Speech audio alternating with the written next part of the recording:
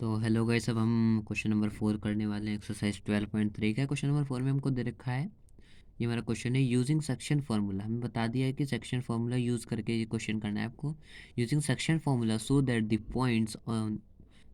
Points A B and C are collinear. हमें ये proof करना है कि जो 3 पॉइंट्स ये हमको दे रखे हैं कोलिनियर है। ठीक है, बस हमें और कुछ नहीं प्रूफ करना है, सेक्शन फार्मूला से प्रूफ करना है हमको।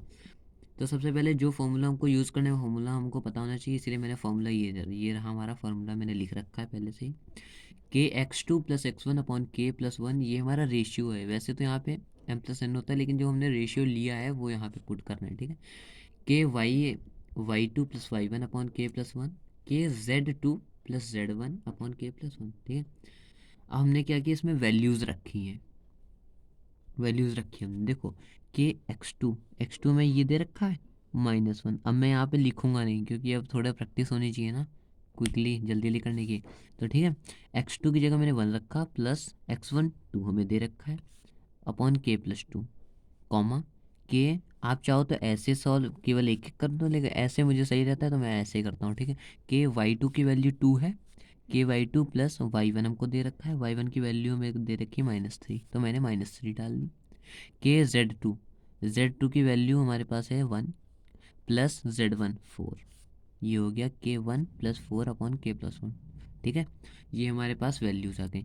अब हमें इसमें एक चीज़ देखनी, जैसे ये पॉइंट कोलिनियर है, ठीक है, तो जो ये दो हैं इसका मतलब कि इन दोनों को ऐड करेंगे तो ये आ जाएगा। तो हम ऐसे भी तो इसको लिख सकते हैं अब, hence points are collinear then.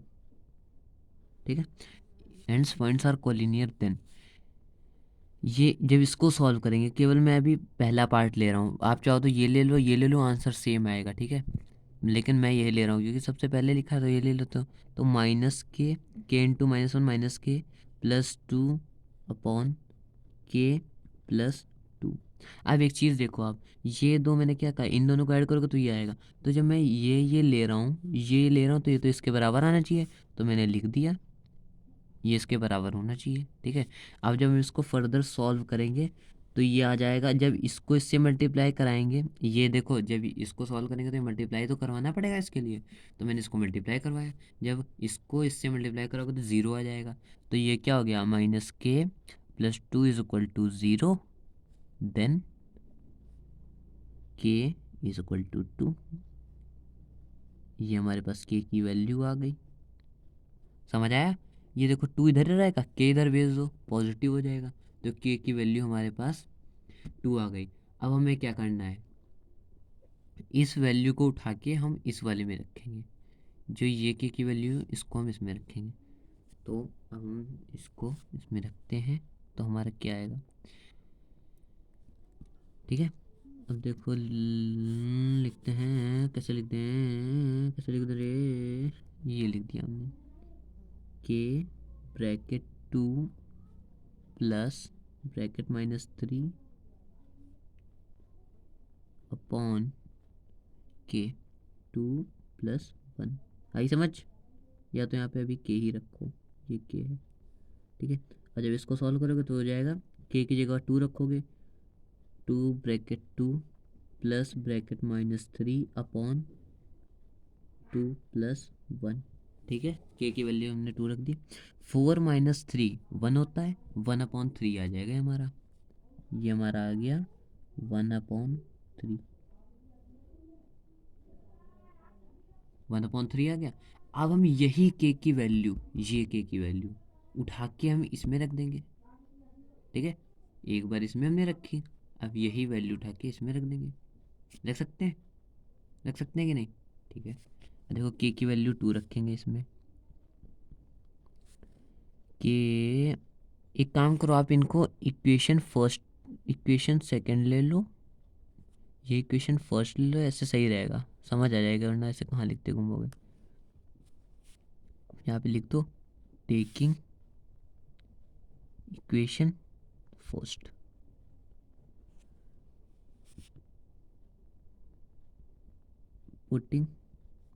Put k is equal to 2 in second. ठीक है, k की वैल्यू हमको दे रखी थी, हमने k की वैल्यू रखी।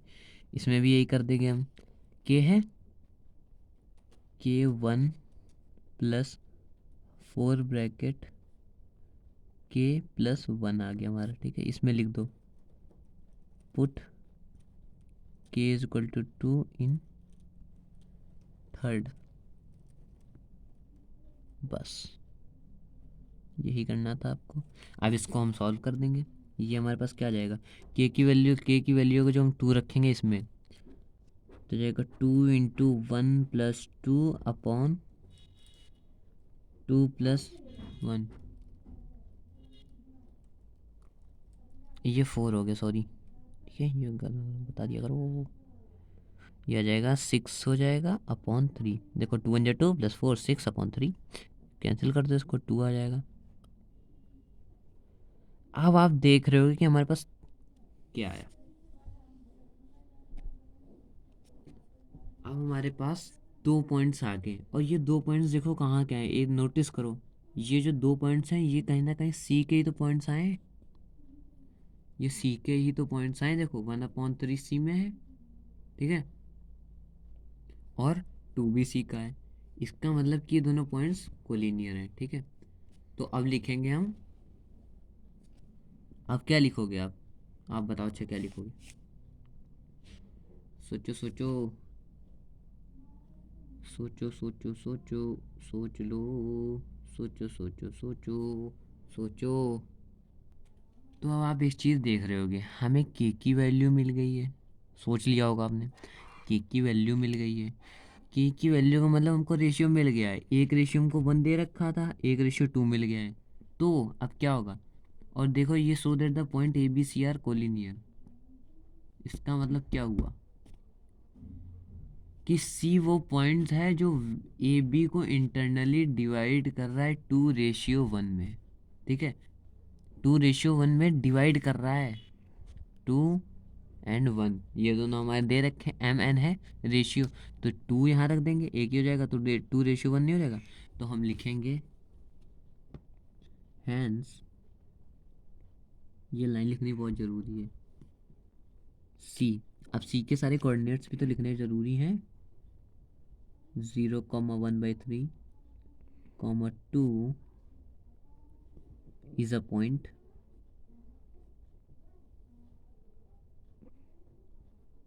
which divides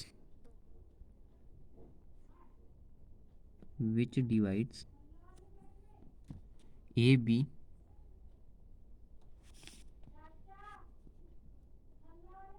internally in ratio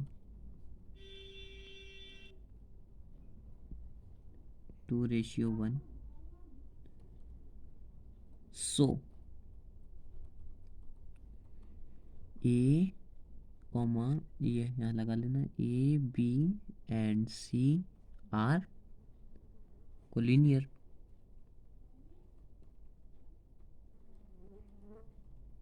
ये हमारा कोलिनियर आ गया, ये हमारा आंसर आ गया। ठीक है, देखो हमने पहले सेक्शन फॉर्मूला यूज करा, हमने सारे इक्वेशंस निकाल दिए। ठीक है, फिर अगर जो पॉइंट्स कोलिनियर होता है, ठीक है, तो मतलब कि ये और ये इक्वल होगा, तो मैंने वो पुट कर दिया। ठीक है, रेशियो लेके। लेकिन ये हमने इक्वेशन 1 2 3 लेट कर लेना। ठीक है, उसके बाद मैंने के की वैल्यू निकाल ली। अब मैंने के की वैल्यू इसमें भी रखी, इसमें भी रखी, क्योंकि इससे निकाली है तो इसमें तो रखेंगे नहीं। इसमें रखी, इसमें रखी, एक बार इसमें एक बार इसमें। ठीक है, ये हमारे पास के की वैल्यू आ गई।